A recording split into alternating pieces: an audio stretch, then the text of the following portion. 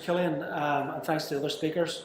So we've got now about 10 or 15 minutes for questions and answers. If any you want to ask questions, there's a roving mic going around. I think the one thing that I'd like to really sort of stress is there's a project we're involved in from CIF's perspective about 3 or 4 years ago in the West. There's a medical facility in a university as well. And one thing that I think is brilliant in terms of regionalising development of bringing jobs into the regions is this model that the universities have adopted, of a medical facility, an actual clinical facility that actually also provides education and clinical research. And it's a fantastic model of bringing the 3 different spheres, in a really intensive environment together. So what's brilliant is here's the industry actually responding to that kind of innovation from the university and offering its best, putting its best foot forward and showing how super efficient it can be. And in fairness, as pilot projects go, we owe a lot to Donald's team and Cody for driving this and actually effectively establishing the mandate for the client, telling them why it made sense.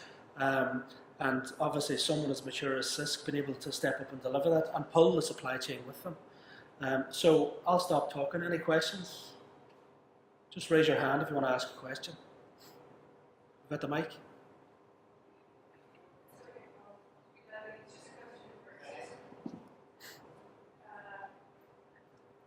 I was just wondering what the CVE was that they used from contract appointment onwards. So we across CISC we have Viewpoint 4 projects as our common data environment. But on this project there was a requirement of a digital O&M safety file linked to the 3D model. So Viewpoint didn't provide that facility, so we engaged with, Viewpoint didn't provide that facility, so we would have engaged with Zootech, and so they would have actually provided the service of providing the digital O&M safety file linked to the 3D model. So we actually had, in a sense, we had a construction common data environment and an operation common data environment.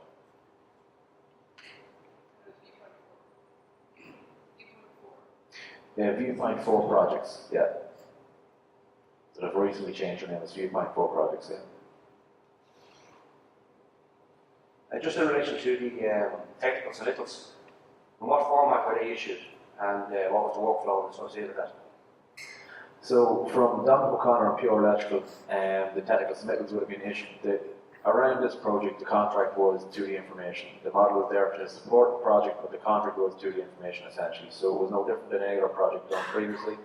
And for the subcontractors that didn't have the BIM capabilities, we had to stress that they had to issue their technical submittals 2 weeks earlier to give us the time to develop the 3D model. So essentially it would have been CAD and PDF drawings that was issued to CISC. If they didn't have the BIM capabilities, we developed the information for them, and then this went through the coordination process.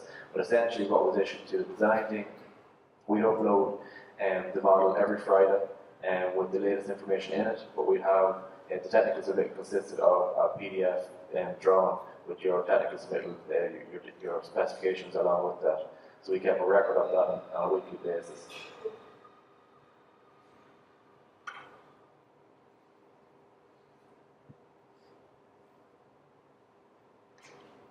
Hi, Ralph Montague. I just a question for both Donal and CISC. With any sort of measurable, tangible benefits like reductions in RFIs or variations or delays or anything, something that you can measure? I'll fill that one. From our point of view, we were keen to see what we could leverage. We certainly feel we leveraged the design process, the early design stage 1, 2A of the planning, and we got leverage without any doubt. Now, we don't have an equivalent kind of multi-headed stakeholder as this was, but I have absolutely no doubt that sped up the process of our ability to get to an agreed design for planning. Measurable and tangible would be then the post-contract stage. We went through the quantity of 10.3s and RFIs that came in on this project relative to another university project of similar scale and complexity with a similar competent contractor and with a similar kind of ethic and collaboration. It was a straightforward vanilla project. It wasn't anything contentious. It was a good tender package that was being compared against a very similar project. The other project we had 220 10-3 claimed in, and on this project we had 55. So in my mind, that generated and fostered the kind of the collegiate feel that this project had, and there wasn't any contentious conversations with QSs that can become an issue. We had less of them. Maybe it meant that people were less reason to have those difficult conversations. So that's really a huge benefit. And there was a reduction in the contract spend overall as well. That was about half. It was legitimate changes. Changes happened. It didn't obviate all of the changes. So they're really quite tangible in our minds. And as I said, the quality of the building, certainly there wasn't the clangers of changes on site that affected design quality. And I suppose just to second that, really, in terms of the coordination process, the clashes would be the one thing that we could really add value for our money, putting an extra resource on the job. It wouldn't be a traditional resource on a construction project. We really had to show proof in the pudding in terms of coordination meetings, reduce the clashes on site. So that was kind of the main thing when the services were coming to site, they were fitting correctly, that we didn't have to drop ceilings, and so it was clearly identified the services went a lot quicker, and even again, as I said, with a lot of raised access floor on this, we knew where all the bridging was, and it sped up the process in a big way, and all the pillar ropes were done ahead of services coming to site, so that would have been really a big benefit from the project we've seen. That's actually probably really interesting, because a lot of those benefits that you're talking about, there's two big phases: are construction and then post-completion operation. The construction ones, it's probably difficult to go into a client and say, we really need this to help us be as efficient as we need to be. A lot of them will look at you and say, but why are you not doing that anyway? But maybe, Brendan, from an FM perspective, I know one of the difficulties has been in trying to convince clients of the big benefits at FM stage, at operation stage, is the sophistication of who's going to manage the facility. What type of approach? Zootech chasing a job tomorrow, or being put forward as part of a collaborative team to look at the data that's going to come out at the end and trying to convince a client that they really need a mixed state environment from the beginning. They need a really good model. They need the full level 2 process.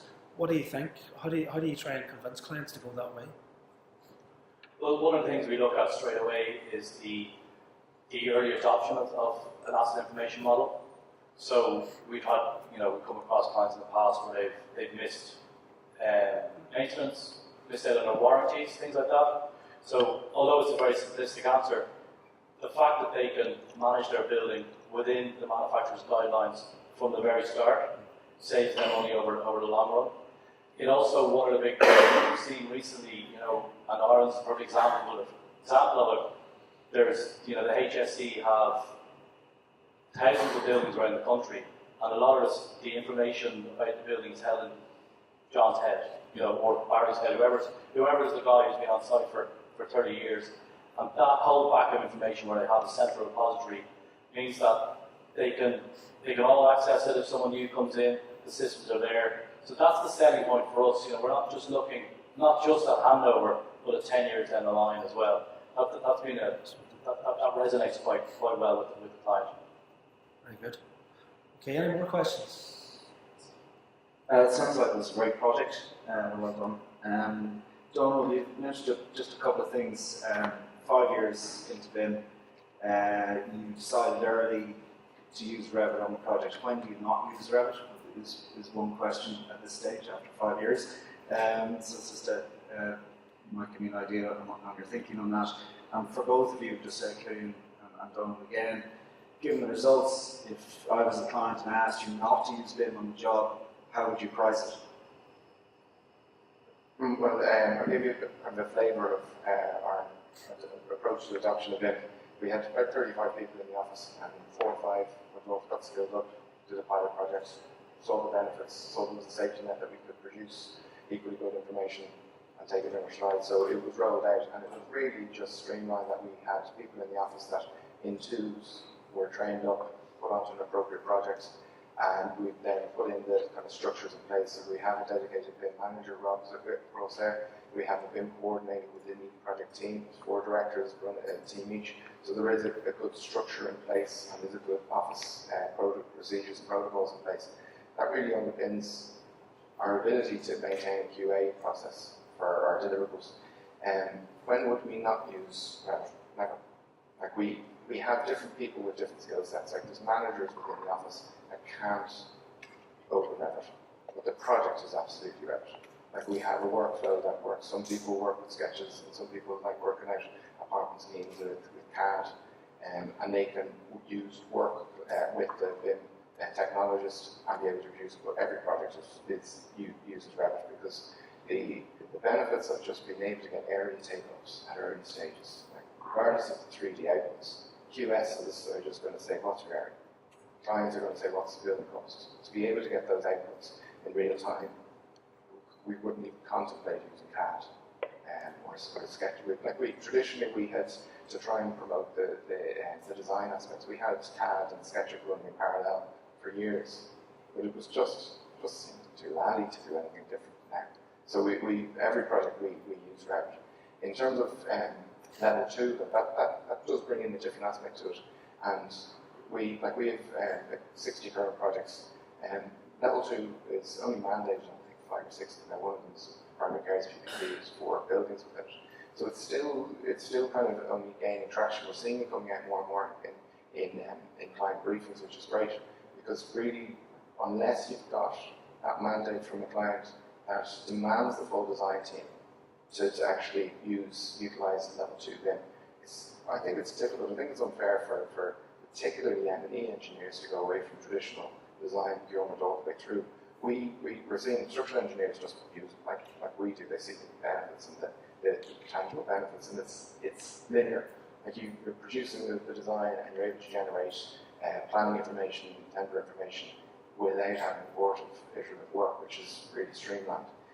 But it is a step change for M&E consultants. Steve Keir is in the group here, so we have to talk about that. But how would we price it differently? We would, because I think we've got the confidence in our skills set in the office to actually do that.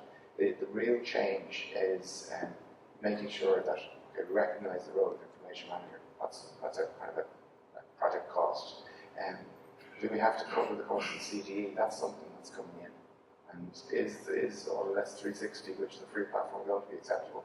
Or like some clients have come back with briefs and say, well, we need you to host the CDE all the way through. Like that's kind of a tangible cost that we need to weigh up and price. But in terms of the resource burn, we see the resources being front-loaded during the design to tender stage. It does take longer to get to the design to tender. It takes more resource, and at cost, we would have had more resource hours on this at stage 4 if we hadn't used level 2 BIM. Yeah, nothing tangible, but I think that's my absolute thought on it. And it would lead me to think that I wouldn't price it differently.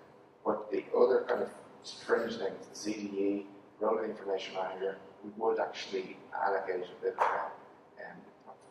fee to that.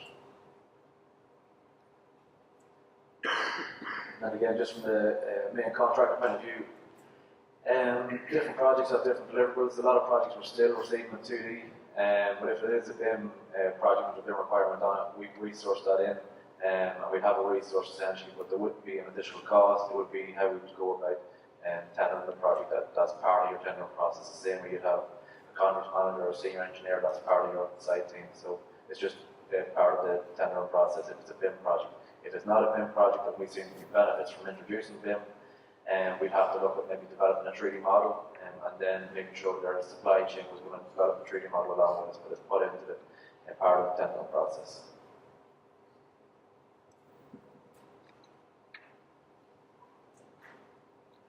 Okay. Any more questions? Hi, this is for Donald. How did you guys, great job by the way, everyone. How did you capture, or did you capture Covey data during design? Being honest, we didn't.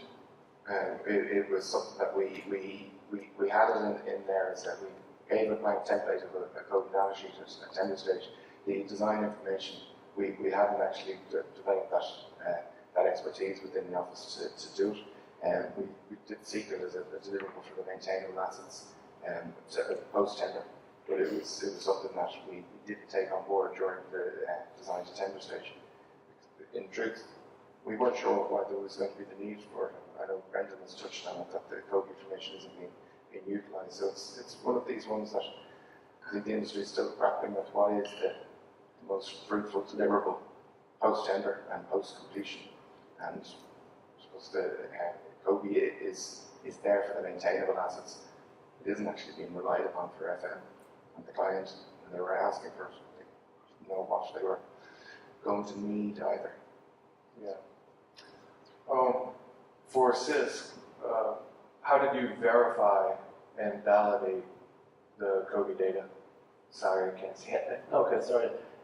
So really that's, as Don mentioned, that it wasn't actually embedded during the design of tent models. So we had to go through a process of using the COBE extension where we actually introduced COBE to the project. And based on the COBE, there was a COBE matrix issued of what was actually required, but there wasn't COBE information in the model. So essentially we started from scratch during construction, which isn't the ideal situation on a BIM Level 3 project. But this was a pilot project, so we then took it upon ourselves to start introducing COBE information. So it was a process of the COBE information would have been properties that would have been introduced within the river model, and then the validation of that was actually a quite traditional process, was going through the Excel spreadsheets then and looking for areas where there might have been gaps or there might have been misinformation. And this was done for all maintainable assets. So there was a list of maintainable assets from the client issued to us, and that's where we got the COBE information. So that's really the process we used. River plugin, and then the export into Excel, and then going and verifying it through Excel. Okay. So for verification, they have free tools for automatic verification. And for validation, basically the data equals the drawings or what's on site in your case. That's what you said you did. Good. For Zootech, did you say that the COBE data wasn't utilized, or it was? I'm kind of confused. It was required, but it wasn't utilized. Is that what happened? That's basically it. You know, from our point of view, we have to supply what the client wants at the end of the day. That was a COBE requirement in this. There was a COBE output through SIS, but it wasn't utilised fully within the Zootech system. No, and we can't do that. But in this case, it wasn't. They're not using that for the day-to-day event, but they have it. Yeah, but they're using Maximo, right? And Maximo. Not in this project. Oh, not in this project. Okay. So we're almost there. We're almost, and you know, that's about, you know, the end of the day, I'm a vendor. We've got to listen to the client. So, you know, that engagement with them, if I'm going to try and, it's not my role to try and push something onto a client. I've just got to accept what they want. And that's what I try and deliver. You know, I think it's not there yet, but it is getting there. We see it in the UK as well. It's exactly the same.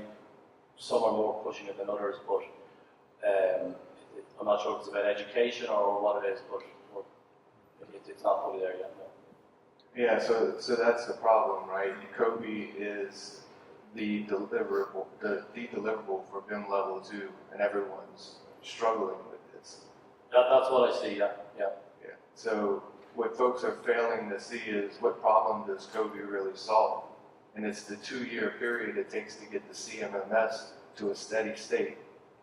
So in pharmaceuticals or semiconductors, you know, 2 years is a long time, and millions to billions being lost during that 2 years. Because the point is to verify and validate the COBE data during design and construction, and you have immediate file input into the CMMS, right? So everyone is striving to get there, but having a hard time.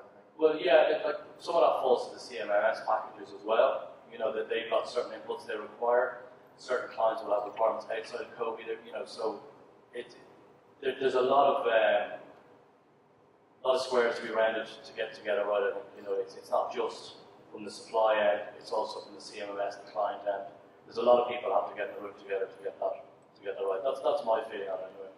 Yeah, so there is validation requirements like for Maximo, and there's a validation tool for that as well. So it's verification, validation, and validation again for the tool that you're inputting the file. Well, yeah, but Maximo isn't, it's not a solid state. It's client driven. They can set it up with different inputs, different outputs. So it's not as simple as just saying code goes into Maximo. It will, if you set up Maximo that way. So, the CMMS systems, as I say, are going to plan another one, it's exactly the same. They're not looking for copy info. They can deal with it, they can use it, but each time they set up a new client, they set up the requirements, and it's not always compatible. And so for a facility that's not using Cody properly, it takes a couple man years to manually actually type in the data. I don't agree with that. They collected in, like we were talking about that project Edinburgh or this project, we collected it in the required way for their CMMS system. Whether it's Cody or not doesn't really matter. And we plug it directly in. So the project in Edinburgh I was speaking about, that's what they'll do. They plug it directly in. It's a 3-hour, 4-hour exercise, and their CMMS is up and running. Okay, thank you. Okay, without pretending to know everything that you were talking about there, it's probably a really good example of the issue that we talked about earlier on, that construction, the capital infrastructure, the capital development can be seen as a completely different animal compared to the facility management, those that are responsible for managing assets, managing buildings. And what that's probably talking to is, unless they're leading that conversation, unless the clients, FM or asset managers are leading the conversation and are developed and sophisticated enough, they're not going to be demanding that type of information, that output. So we're talking about the development of a whole role, a whole skill set in building asset management. Not just the guy that knows the plumbing system the best, but the building management, that whole side of the industry is really going to have to professionalise and start leading that conversation. So we'll move on now to just our very, very last speaker. Brian McCauley is going to give us an update on the BACP programme.